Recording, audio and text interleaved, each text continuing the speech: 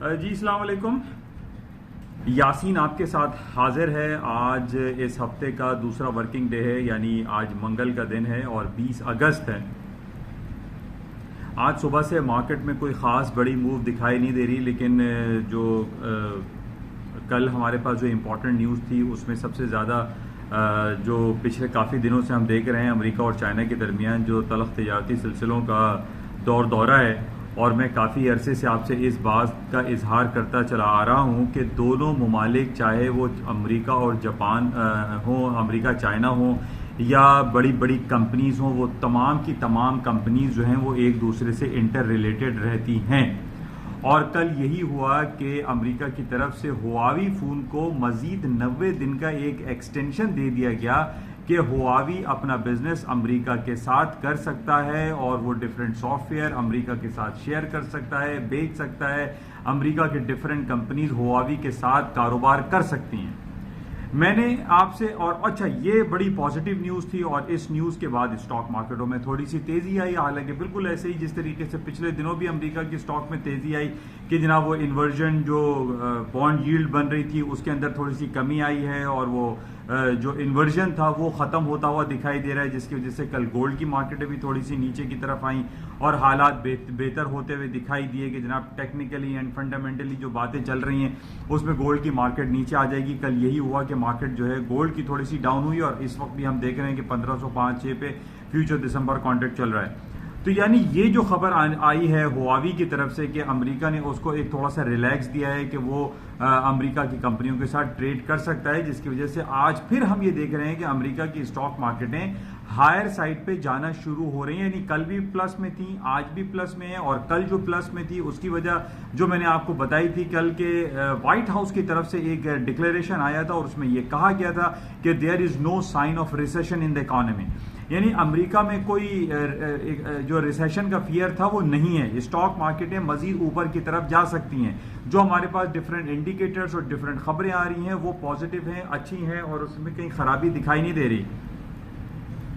بہرحال اس ہفتے ہمارے پاس 2-3 ایونٹ جو رہیں گے، اس میں ایک تو فیڈرل ریزرو بینک کی جو میٹنگ منٹس آتے ہیں آفٹر ایوری 45 ڈیز کے بعد، وہ آج میٹنگ منٹس بھی آنے ہیں. اور پرسوں جیکسن ہول یعنی جو کینسس سٹی ہے اس میں ایک میٹنگ بھی ہو رہی ہے، اس میں جرمی پال جو ہے وہ خطاب بھی کریں گے جس کا مارکیٹ ویٹ کر رہی ہے، اور اس میں یہ چیک کیا جائے گا کیا امریکہ واقعی میں انٹرسٹ ریٹ مزید کٹ کرے گا. کیونکہ کل یہ خبر بھی ہمارے پاس میڈیا میں کافی گرم تھی کہ امریکہ کی طرف سے یعنی ڈونلڈ ٹرمپ کی طرف سے یہ کہا جا رہا ہے کہ امریکہ انٹرسٹ ریٹ اب 25 یا 50 بیسس پوائنٹ نہیں بلکہ پورا 1% انٹرسٹ ریٹ جو ہے وہ ڈکلائن کر سکتا ہے.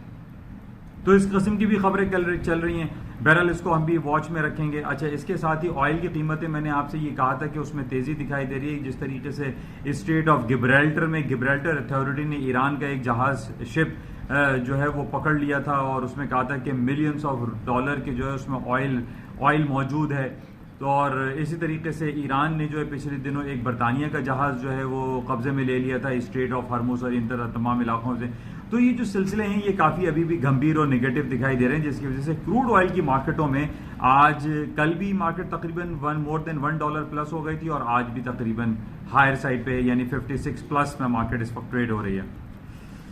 اچھا، اس کے ساتھ ہی اگر آپ بغور دیکھیں تو کرنسی مارکیٹ کی اگر ہم بات کریں تو چاہے وہ برٹش پاؤنڈ ہو یا یورو ہو یا سوئس فرینک، سوائے جاپنیز ین میں تھوڑی سی موو آئی تھی، کرنسی مارکیٹ میں ایک بہت بڑی موو، ایک فیلنگ ہے کہ کوئی بہت بڑا بھوچال آ سکتا ہے کرنسی مارکیٹ میں. کیونکہ پچھلے 1.5-2 مہینے سے ہم یہ دیکھ رہے ہیں کہ کرنسی مارکیٹ میں خاص طور پہ آپ اگر اسٹرلنگ کی بات کریں، بریگزٹ کے حوالے سے جو باتیں چل رہی ہیں، تو اسٹرلنگ مارکیٹ بڑی رینج باؤنڈ ہے، بہت کلوز رینج میں چل رہی ہے. یعنی 100-150 پوائنٹ سے زیادہ کی مارکیٹ میں موو نہیں ہے.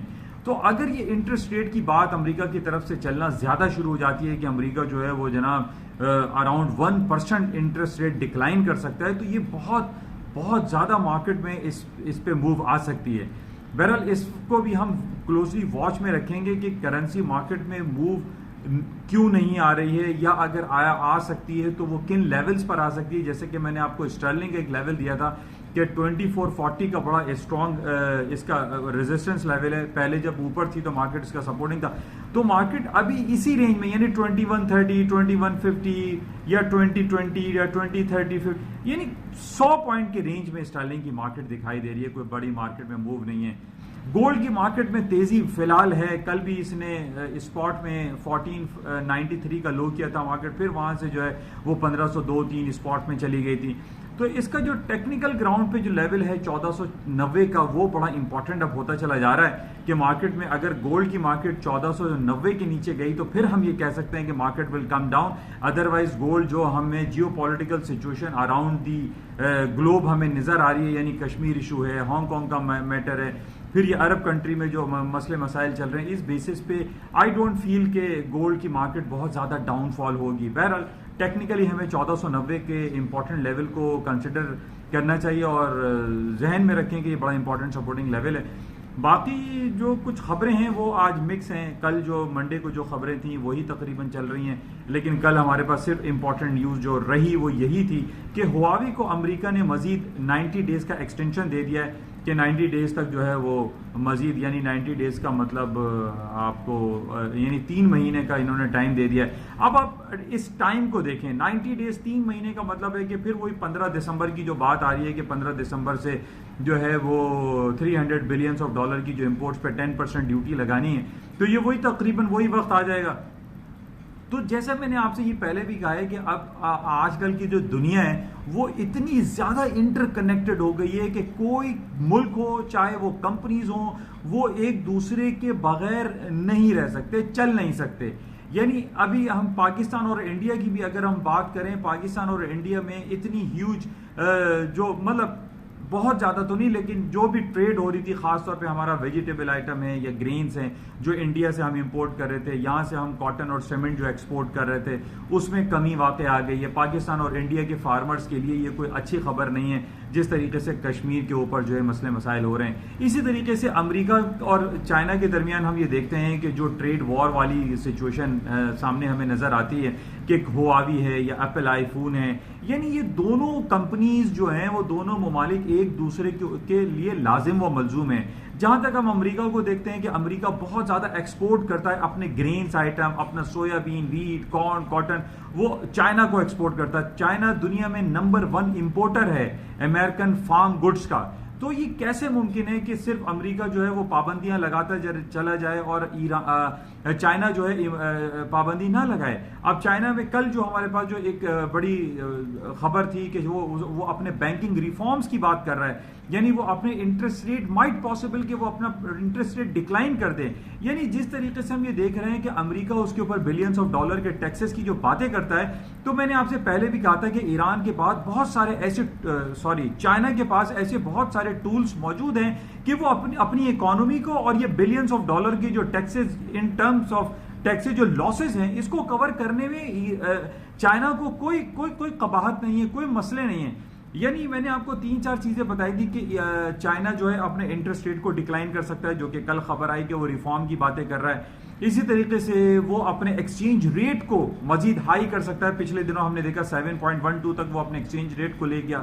اسی طریقے سے وہ اپنے ڈفرنٹ ریفارمز لے کر آ سکتا ہے، ٹیکسز مزید لگا سکتا ہے امریکن گڈز پہ. امریکن کی جو فارم گڈز ہیں، فارم جو پروڈکٹ وہ بائی کرتے ہیں، پرچیز کرتے ہیں، امپورٹ کرتے ہیں، تو آئی ڈونٹ فیل کہ چائنا جو ہے کوئی بہت زیادہ تکلیف میں آئے گا امریکہ کی جانب سے لگائے جانے والے ٹیکسز پہ.